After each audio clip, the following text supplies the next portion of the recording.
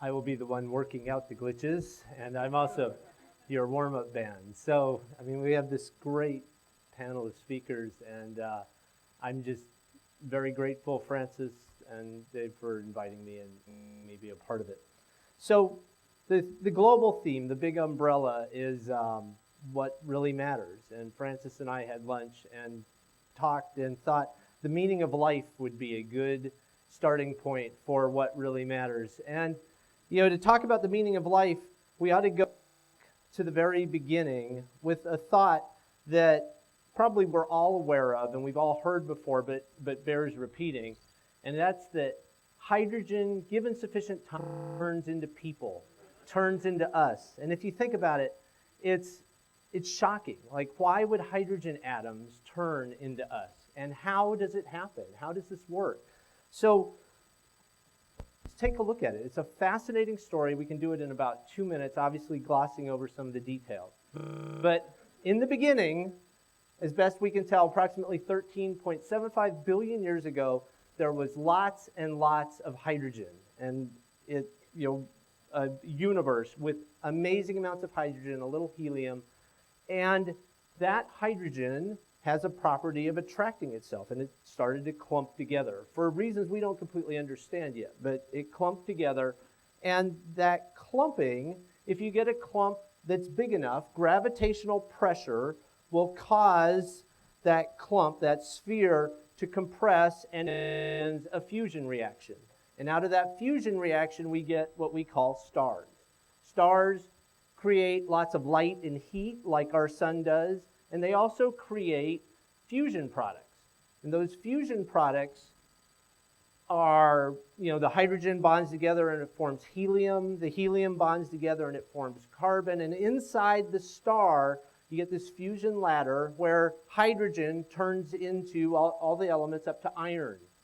That's where the fusion process of a star runs out. At that point, if the star is big enough, about 4 times the size of our sun, it explodes in a supernova and spreads. It's obviously an immense explosion given how big the sun is. It spreads an amazing amount of dust and debris over a wide area of space.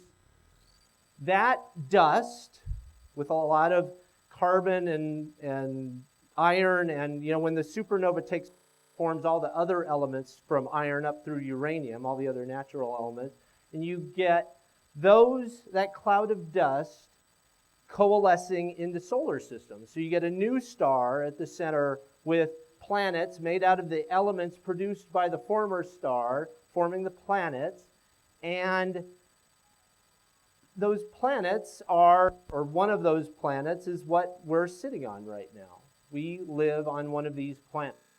So that's where, our platform came from hydrogen. A lot of the stars organize themselves into galaxies, and it's hard for us to have a sense of how big the universe is or how big a galaxy is or how many galaxies there are. But to give you a tiny sense of that, I want you to think about a grain of salt. It's almost too small. It's definitely too small for you to see. Salt. Assume we have a big galaxy and we have compressed it down into 1 grain of salt. How many galaxies are there? So this is a pound of salt. This is about 10 million grains of salt. So this would represent 10 million galaxies right here, this level.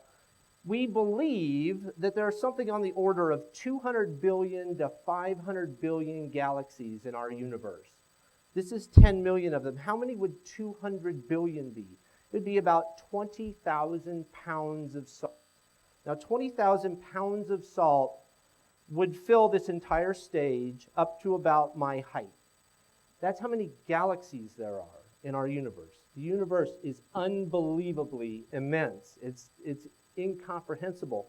And, how big is a galaxy?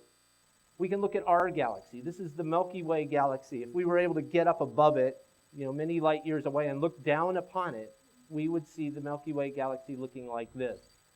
It's about 100,000 light years across, so this, the diameter, about 100,000 light years.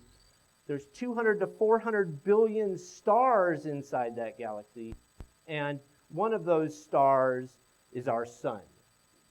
That we're one part of 200 to 400 billion, which is one part of 200 to 400 billion galaxies. We are tiny in this universe. Let's just look at this one star. I'm going to model the star as a soccer ball. This is our sun. Okay? It's 8.65 inches in diameter, about 22 centimeters. If the sun is this big, hey Dave, if the sun is that big, this is a peppercorn, 2 millimeters. This is Earth. There's the sun, and this is to scale. Earth, the peppercorn, is 75 feet away from sun, the soccer ball. That is a scale model of what we're about. That's our solar system. Neptune would be a garbanzo bean out at the bell tower, about a mile from here. That's the scale of our solar system. Our solar system. And that's one solar system out of 200 billion-ish stars in our galaxy, out of 200 billion galaxies in our universe. The universe is freaking enormous. It's like unbelievably huge, populated place. And we are a peppercorn. So on this little peppercorn, which you might not be able to see again, there's all of life, 6.6 billion people, oceans, continents, plants, everything on this tiny little thing floating in space. That's us. So where did life come from? Life arose on this peppercorn through a process called abiogenesis. Life evolved through a process we call evolution, and here we are. We are one species out of millions of species on a tiny little peppercorn floating through the universe. That's how hydrogen turns into people. That is how we got here. So let's look at some life. This is some pond water. Inside this, if we could look at this, we take a scope, we put a tiny, we have a look. It's unbelievably interesting. It's like looking at a little tiny aquarium. There's paramecium, rotifers, amoebas, bacteria galore, all kinds of stuff. In the tiniest drop of this, right here in front of our eyes, there's thousands and thousands of pieces of life. Now I were to take some of this, bleach, says right on the label, kills 99.9% of common household germs. These are common household germs, right? So I take and I put, and almost instantly, all of that. So they're born, they live, they die. Sometimes they die instantly on stage at a TEDx event. That's life. I mean, that's life. So let me ask you a question. Is there an afterlife for paramecium? No. Why not? Because there's no mechanism. These are little chemical machines, amazing chemical machines. But they are chemical machines nonetheless. And those chemical machines, when you poison them with bleach, they cease to, and they die. And that's the end. Crickets. I love crickets. Here's some now. They are an amazing life form, far more paramecium, right? They are muscles, digestive systems, hearts, brains, antenna, eyes. If I take some fingernail polish remover and I put it on a cotton ball and I stick it in here, the crickets are going to die. Okay, the chemical vapor affects the chemical machine, and they die. That's life. They're born, they live, they die. Takes a couple minutes. But that's life. Is there an answer for crickets? No. They're chemical machines. They're based on the same substrate as this. Okay? That's life. Now let me tell you a secret. This is empty, and this is water. So I haven't actually killed anybody. Chickens. Chickens, even more amazing. But they're raised in a cage, they're killed, packaged, eaten. 1 million chickens per hour we kill in factories so that we can consume them. Does its life have any meaning? So we are at human beings.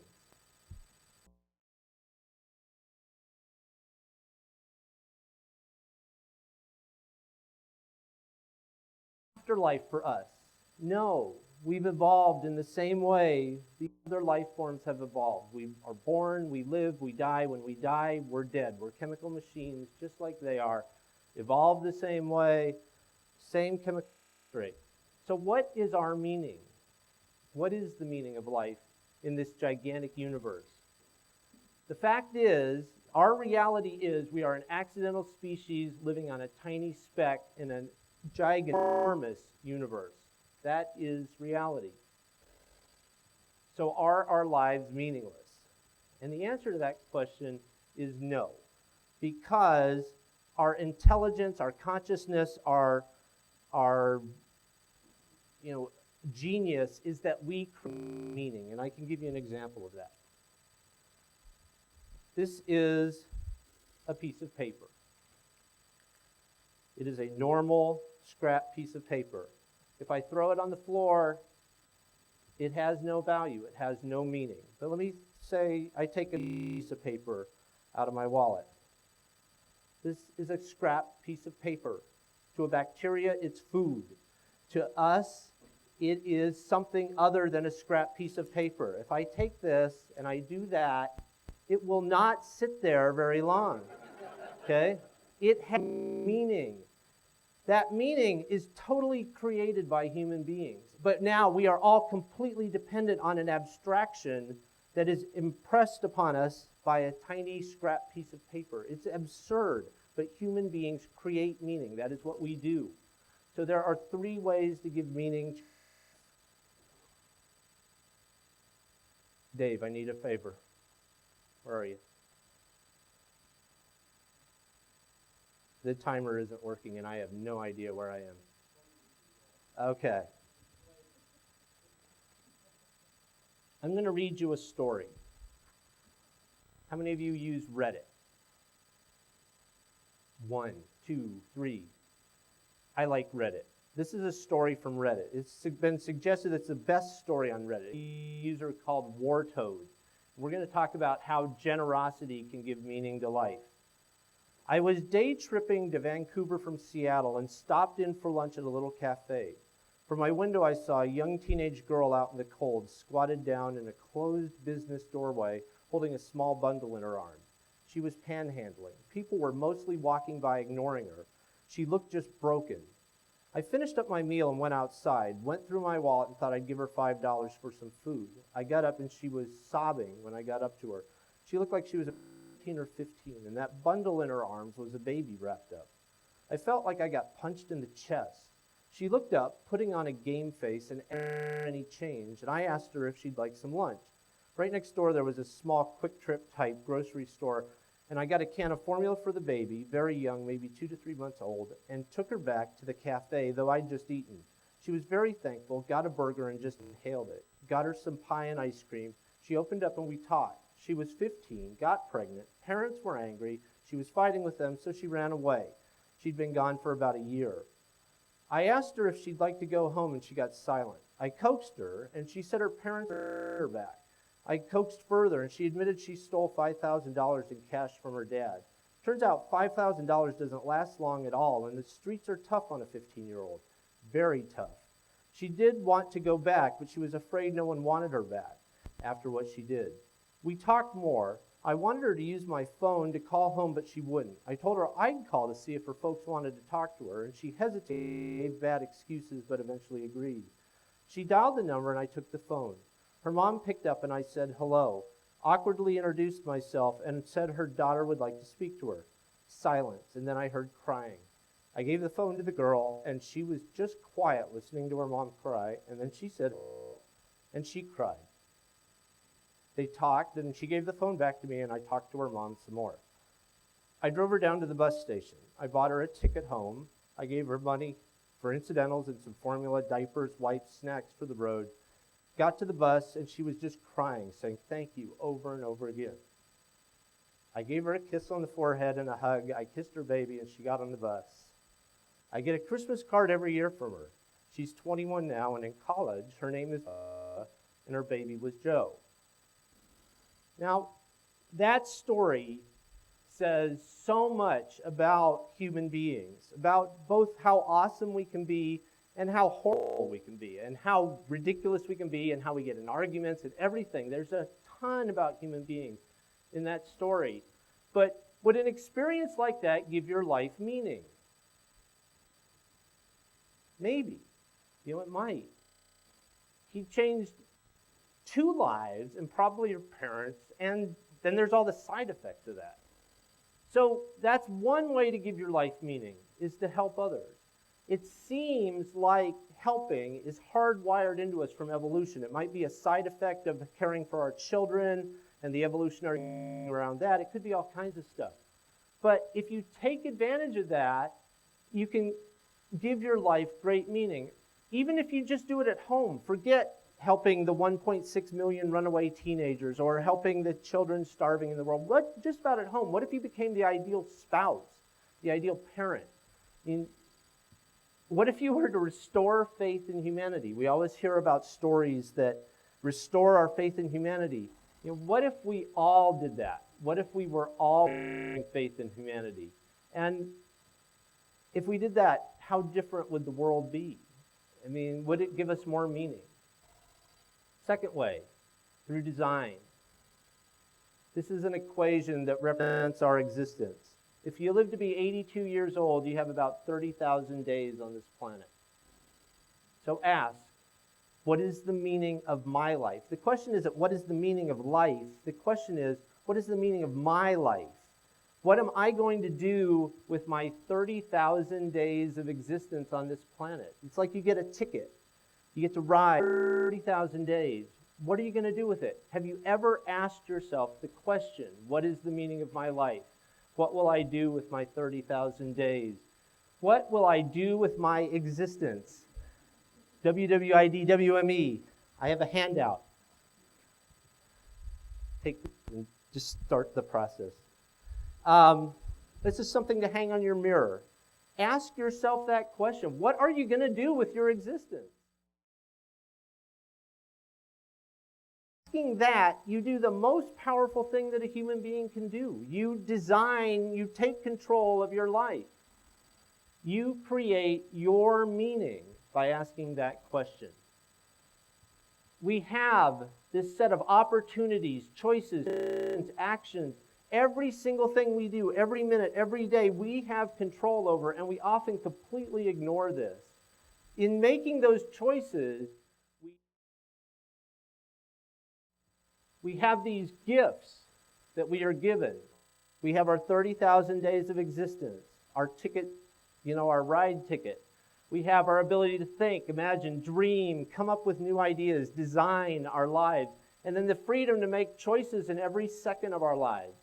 That is what gives life meaning. The unexamined life is not worth living. We've all heard that. Examine yours time, and in doing that, you give it meaning. What will I do with my existence? So just put that piece of paper on your mirror and ask yourself that each day. Think about the choices you have today, tomorrow, and give your life meaning. And then finally, unity. Unity could give us meaning. I want you to imagine that a super intelligent alien species arrives for the first time, and they do an assessment of humanity. A spaceship the size of a continent hovers over. They send out thousands of emissaries to interview humanity, and they come back and they realize that like half of us on this planet are destitute. Billions with no health care. 10 million kids die every year, 30,000 per day, of things like starvation and lack of clean water. Immense environmental destruction, constant war, 5,000 ready to fly from the U.S. to Russia, and 5,000 more headed for us. The exorbitant overdraft fees charged by banks are ridiculous. every level of our society. It looks as though we are insane. From an outside observer standpoint, we really do. It looks like we're insane. We would ask, what is the meaning of our lives? What are our goals as a species? Now just think about that. If I asked you, what is the goal of the human species? I ask you that question, what's your answer? And you might be able to make something up, but there is no answer. We have never taken the time as a species at a worldwide level to think about this and communicate down to everyone so that we all carry a common vision of what our goal is as a species. And we pay for that. We pay dearly for that in this. Have no goal as a species. If we were to give ourselves as goal, we'd be in a much better place. So I'm going to give you a goal and then I'll wrap up. I vote, or I suggest, or I ask that we create heaven on earth. This is my goal for the human species. What does it mean? It means luxurious housing for everyone, abundant food and water for everyone, health care for everyone, education for everyone, a feeling of safety for everyone. Create that worldwide for every human being in a globally sustainable way, in a way so that we don't kill ourselves or cause a mass extinction event. That sounds ridiculous, doesn't it? Given the way we chop ourselves up into nations and all the stuff human beings do today, it sounds absolutely ridiculous. But we are in the process of creating the second intelligent species on this planet. And that second intelligent species will be robots. Robots could, if we were to do it properly, give us heaven on earth. So, would our lives be better if we had common human goals, any kind of vision for what we're doing as a species? Would your life be better if you had your own set of goals? Probably. So in asking that question, what will I do with my existence? And in thinking maybe that we're all on the same team, and as a team, be working toward bigger goals as a group, we could give our lives meaning. Thank you.